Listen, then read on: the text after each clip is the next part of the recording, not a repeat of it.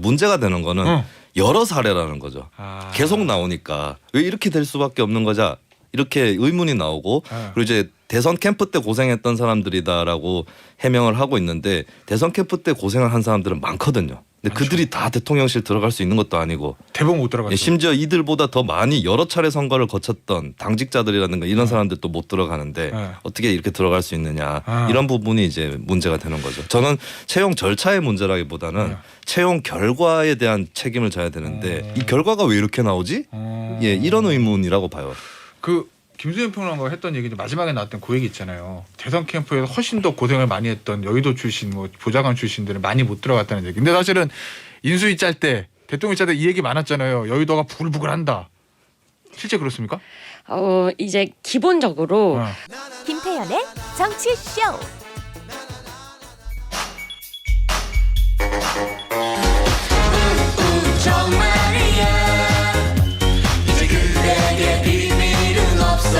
여의도 정치인들의 말을 해석하는 여의도 정말이야. 한 주만에 완전체로 돌아왔습니다. 두 분 모셨어요.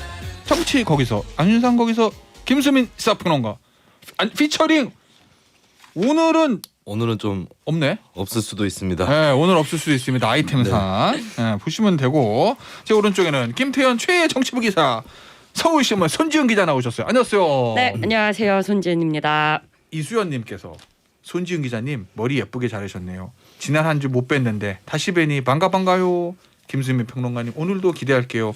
웃음 뽐을 준비합시다 그러는데 네. 오늘 아이템에 할 수 있는 아이템 없어. 그냥 오늘도 피처링 윤석열, 이재명, 한동훈 그냥 가는 거야. 웃음을 뿜지 못하시고 머금기만 하셔야 될 수도 있습니다. 뭐 중간중간 들어가야 돼요. 그래도 저기 그 세 사람은 해야 됩니다. 그 김수민 평론가 잘하기 때문에 일단 오늘 지금 대통령 출근길에 뭐 또 한마디 했나요? 네, 도어 스태핑 오늘도 있었고요. 자, 일단 어제 세제 개편에 대해서 세수가 부족해지는 거 아니냐 이런 우려가 나왔는데 이에 대해서 이제 윤석열 대통령은 법인세는 국제 스탠다드에 맞춰서 기업의 대외 경쟁력을 강화하기 위한 것이었다. 그리고 소득세 과표 조정은 중산층 서민의 부담을 감면하는 것이고 그리고 부동산 세제도 있었잖아요. 이 징벌적인 과세를 정상화한 것이다. 이렇게 이제 평가를 했습니다. 네. 그리고 이명박 전 대통령 MB 사면에 관한 이제 질문도 있었는데 미래지향적으로 가면서도 현재의 정서도 신중하게 고려해야 한다라고 했습니다. 또 다른 얘기는 없었나요? 그리고 이제 북핵 실험 대응 관련된 이제 질문이 있었는데요. 취임 직후부터 늘 준비가 돼 있었고 언제든 대응할 수 있다. 그리고 북한이 결심만 서면 언제든 실험을 할 수 있고 이에 대한 준비가 돼 있다. 이런 취지의 발언이 있었습니다. 그 도어 스태핑을 구체적인 네. 뭐 답변 내용 이런 걸 떠나서 제 느낌에는 그때 한번 하루 쉬었잖아요. 그 이후에 좀 양도 좀 줄어들고 뭔가 준비된 답을 하는 느낌 아닌가요? 어떻게 보세요? 좀 양도 줄기도 줄었고 때로는 약간 회피하는 듯한 느낌이 들 맞아요. 정도로 줄긴 줄었어요. 네. 그리고 최대한대로 논란의 소지를 좀 그래도 덜 제공하겠다 이런 생각인 것 같습니다. 그리고 예전에 일종의 좀 증문즉답 형태보다는 약간 이렇게 좀 사전에 그래도 뭐 답변 내용을 좀 준비한 느낌이 저는 들었어요. 그렇다는 겁니다. 제 느낌이에요. 실제 모르겠어. 안 물어봤으니까. 오늘 첫 번째 저희 준비한 아이템을 좀 볼 건데요. 요겁니다.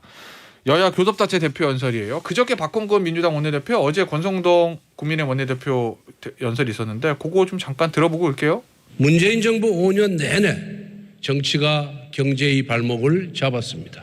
국익과 국민보다 눈앞의 정치적 이익을 우선했습니다. 실패한 정부의 실패한 관료는 민생 회복에 방해가 될 뿐입니다. 대통령 가족과 친인척 측근 비리는 정권뿐 아니라 나라의 불행까지 초래합니다. 박근혜 정부 시절 청와대의 공적 시스템을 무력화시킨 비선실세 최순실의 국정농단은 헌정사상 초유의 대통령 탄핵으로 이어졌습니다. 야당 정치인의 발언에 대해서 뭐 대통령이 거기에 대해서 언급할 필요가 있겠죠. 이게 원래 국회 개원할 때 여야 원내대표 연설은 앞으로 이 국회에서 우리 당이 어떤 정책을 추진하겠다 뭐 이런 거 해야 되는 거잖아요. 근데 머릿속에 남아있는 단어는 탄핵하고 문재인 정부요 두 단어만 남아가지고 참 어쨌든 최근에 한던 거니까 역순으로 좀 볼게요. 국민의힘의 여당이죠. 권성동 원내대표 연설 보니까 기승전 문재인 정부던데. 네, 권성동 원내대표 겸 당대표 직무대행이죠. 그렇죠. 이제 윤석열 정부 출범 후에 첫 교섭단체 대표 연설이었습니다. 그런데 윤석열 정부가 뭘 할 건지 또 국민의힘이 뭘 할 건지보다는 이것은 모두 문재인 정부 탓이다라는 내용이 좀 줄을 잃었고요. 실제로 이 전체 연설 중에서 문재인이라는 단어가 16번, 민주당이 12번 나왔습니다. 네. 그러면 사실 이게 굳이 전 정권 이미 지난 대선에서 승리를 했잖아요. 네. 그래서 민주당 정권은 심판을 받았는데 굳이 이 중요한 교섭단체 대표 연설에서 이렇게 했어야 하느냐 이제 이런 지적들이 나오고 있고요. 근데 이제 국민의힘에서는 그만큼 민주당 정부가 문재인 정권이 나라를 많이 망쳐놨다. 민생이 어려워진 것은 다 문재인 정부의 탓이다. 이 부분을 강조한 겁니다. 네. 보세요. 이 문재인 대통령 입장에서는 후후후 국민의힘은 문재인 정부의 야당입니까? 이런 얘기가 나올 수 있는 아직 야당인가? 성대모사는 아이템과 상관없이 무조건 나와.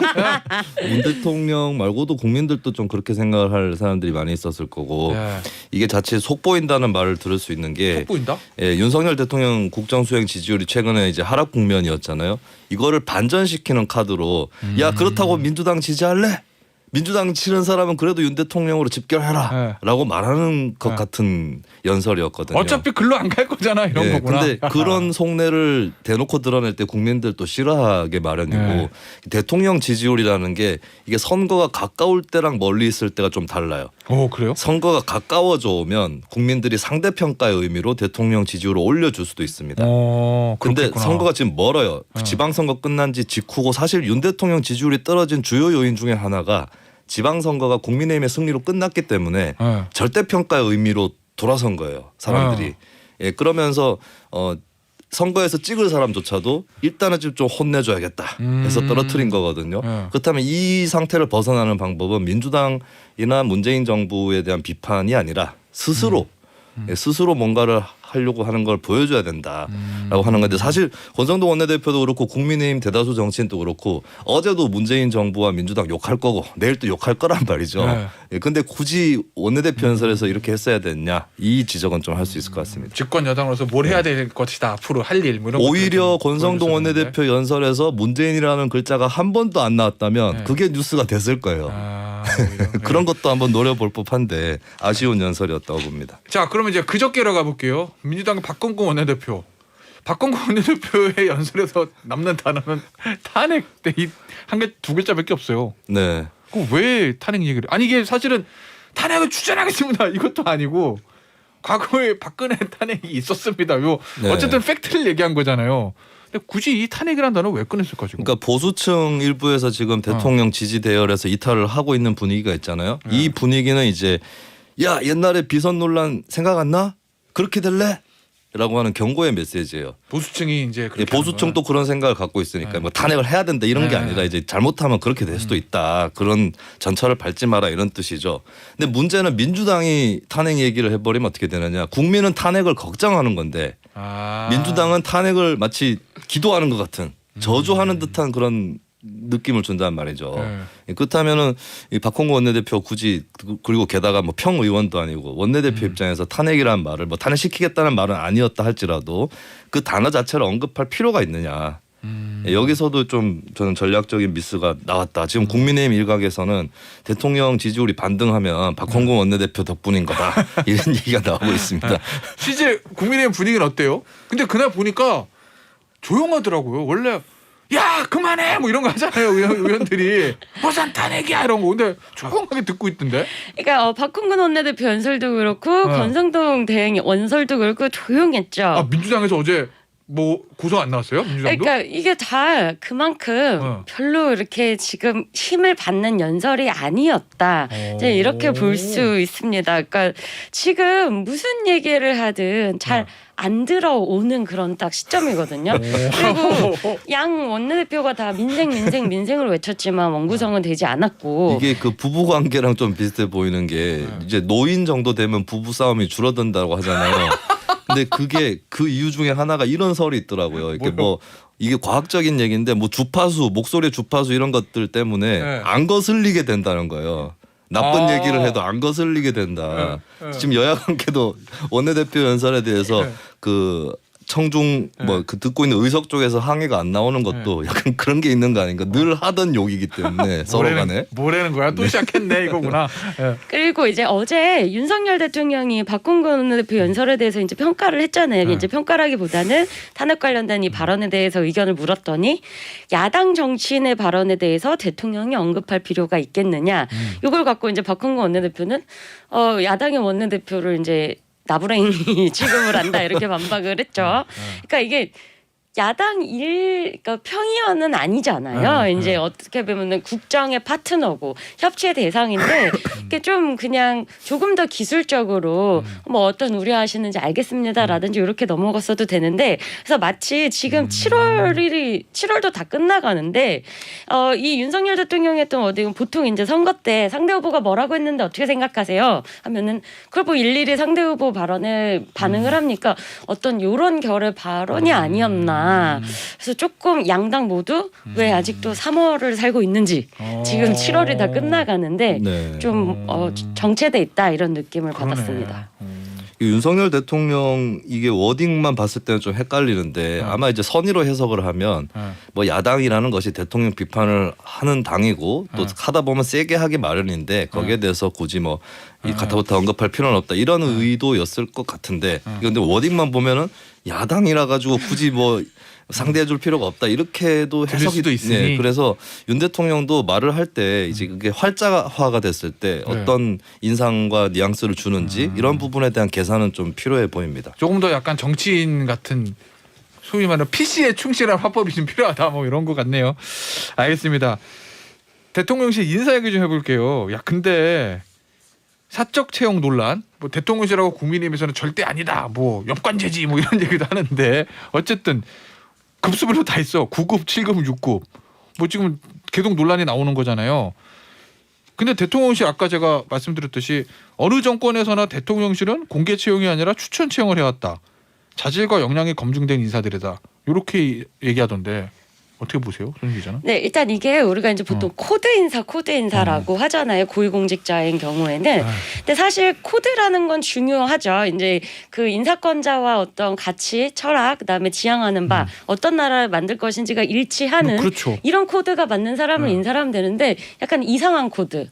같은 학교, 같은 지역, 친구의 아들 이런 식의 코드가 맞는 거는 사실 그는 인사 기준이 될 수가 없는데 학연, 지연, 혈연 이 코드로 맞추면 네, 지금 이제 문제가 되는 인물들은 이 사람이 왜 윤석열 대통령을 옆에서 국정 운영을 수행해야 되는지가 약간 잘 설명이 안 되는 거죠. 그러니까 이게 뭐 만약에 뭐 당직자다 아니면은 보좌진이다 아니면 또 오랫동안 어떤 경력을 쌓았다 했으면 이 국정 운영에 필요한 어떤 요소에서 어떤 역할을 할 수 있고 이런 이유로 일을 같이 할 수 있다. 이게 설명이 돼야 되는데 지금 이제 논란이 된 인사들은 국민들이 이렇게 보시기에 이상한 설명이 잘 안 되는 부분들이 많기 때문에 계속 논란이 되는 겁니다. 그러니까 예를 들어 그래도 이 친구들이 독립운동 하듯이 선거운동을 도왔던 사람들입니다. 이런 생각을 하시지 않을까.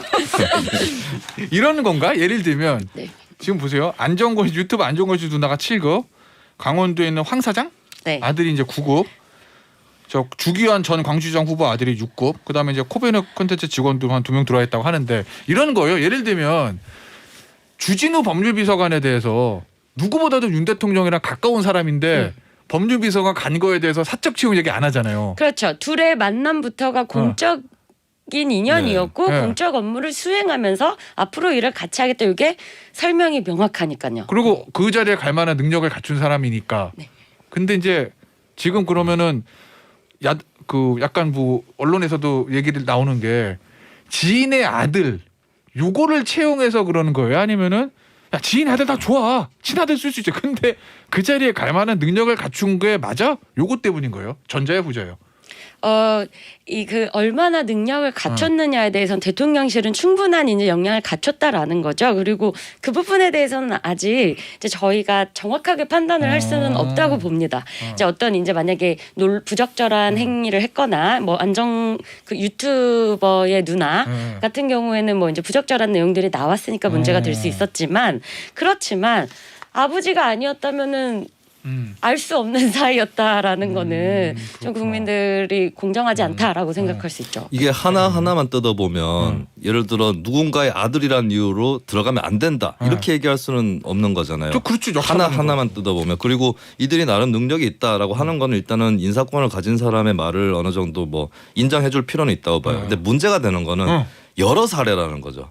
계속 나오니까 왜 이렇게 될 수밖에 없는 거자 이렇게 의문이 나오고 그리고 이제 대선 캠프 때 고생했던 사람들이다라고 해명을 하고 있는데 대선 캠프 때 고생을 한 사람들은 많거든요. 근데 그들이 다 대통령실 들어갈 수 있는 것도 아니고 대부분 못 들어갔죠. 심지어 이들보다 더 많이 여러 차례 선거를 거쳤던 당직자들이라든가 이런 사람들도 못 들어가는데 어떻게 이렇게 들어갈 수 있느냐 이런 부분이 이제 문제가 되는 거죠. 저는 채용 절차의 문제라기보다는 채용 결과에 대한 책임을 져야 되는데 이 결과가 왜 이렇게 나오지? 예, 이런 의문이라고 봐요.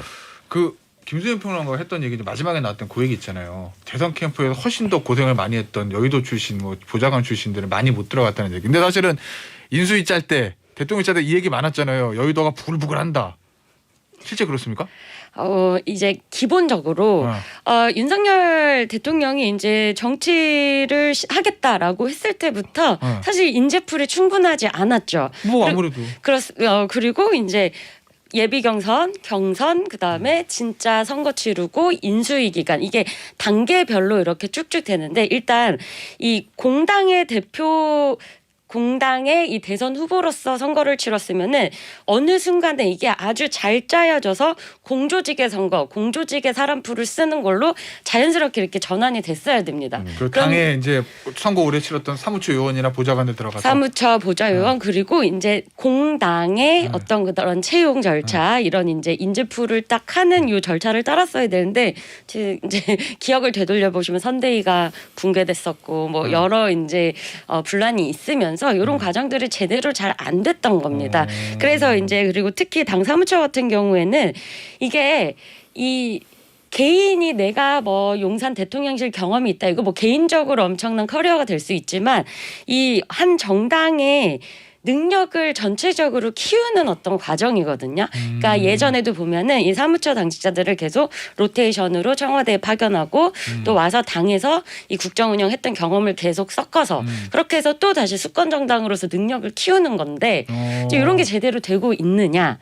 그리고 이제 당직자들 사이에서도 누가 누구의 힘이다. 이거는 이제 또 의원들 사이에서도 다 이제 파워 게임이 있으니까요. 조금 이제 불만이 있다거나 근데 이제 지금 전체적으로 대통령실 좀 인적 구성에 대해서 한번 좀 점검할 필요가 있다라는 이야기가 나오고 있기 때문에 어쨌든 문재인 정부에서 민주당보다 박근혜 정부에서 새누리당 때보다 여의도에서 당직자나 보좌관 출신을 많이 못 간 건 맞는 거죠. 그런데 그것도 이제 기본적으로 청와대가 역사적으로 사라지고 수는 줄긴 줄었지. 네, 수가 네. 줄었기 때문에 그러니까? 기본적으로는 줄 수밖에 없습니다. 근데 이게 정당의 약화 현상을 많이 보여주는 게 이번에 논란이 된 인사분들 있잖아요. 이분들도 대통령실로 직행하는 게 아니라 당직이라든지 이런 것들을 좀 경험하고 갔으면 이제 훈련 과정들. 그렇죠. 예, 예를 들어서 국민의힘에서 과거에 문제를 제기했었던 게 이제 민주당 정부 시절에 박성민 전 민주당 최고위원이 이제 청와대 1급 비서관으로 갔었잖아요. 여기 앉아 계시다가. 예, 그때도 이제 뭐 채용 절차가 어쩌고 뭐 벼락 출세 아니냐 논란이 있었는데 그래도 민주당 전 최고위원을 하고 갔어요. 그러네. 예, 그렇기 때문에 어느 정도 보증이 되는 게 있거든요. 그래서 지금 또 그 최근에 대통령실 인사들이 미처 이제 겸직 정리를 못하고 영리 활동 정리를 못한 부분도 저는 마찬가지인 게 왜 이렇게 영리 활동에서 그러니까 그분들이 뭐 고의로 사익을 편취하기 위한 의도는 없었다 할지라도 느슨하게 보면 영리 활동에서 공직으로 넘어가는 게 급격하단 말이에요. 근데 그 중간에 있는 NGO라든지 정당 이런 존재들이 많이 약화되었다라고 하는 방증이 아닌가. 예. 알겠습니다. 자, 1분 남았는데 요거 김순일 평론가한테 요것만 여쭤볼게. 지금 탈북어민 강제 북송 사건 나오잖아요. 여당은 진실규명 필요하다고 하고 야당은 야 이거 북풍물이야? 뭐 안보 자산 망치자는 거야? 이런 얘기 하는데 김수현 평론가 생각은 어때요? 저는 진상 규명 자체는 반드시 해야 된다라고 봐요. 그러니까 5일만이라고 하는 기간이 너무 짧고 네. 당시 정부 내외에서 이것 좀 위법 소지가 있는데요. 이렇게 해도 돼요?라고 하는 문제 제기가 있었거든요. 네. 그래서 저는 진상 규명은 반드시 해야 된다라고 보고 북한에게 뭔가를 주려고 했는 거 아니냐는 가설은 좀 뒤로 놓을 필요가 있다고 봐요. 그거 자꾸 꺼내면은 정쟁밖에 안 되는 거기 때문에 일단 진상 자체에 몰입해 들어가는 절차의 위법성 이런 부분에 대해서 그렇습니다. 일단 그 규명은 필요하다고 봐요. 손 기자는 진상규명 필요한데요. 지금 왜 여당이 야당처럼 진상규명을 하려고 하는지에 대해서는 좀 문제의식을 가져야 된다고 봅니다. 여당이기 때문에 정부기관 통해서 정확하게 조사를 하면 되는 거지 확인되지 않은 사실을 가지고 여론을 혹시나 떠본다든지 이런 그런 무리한 주장을 할 필요 없고요. 여당답게 진상규명에 나서야 된다. 이런 지적하고 싶습니다. 알겠습니다. 손지은 기자가 지적한 게 그저 한기호 의원의 얘기를 지적하신 것 같은데 네. 아닌가요? 전체적인 알겠습니다. 오늘 여의도 정말이야 여기서 마무리하도록 할게요. 지금까지 손지은 기자, 김수민 평론가였어요. 감사합니다. 고맙습니다. 감사합니다.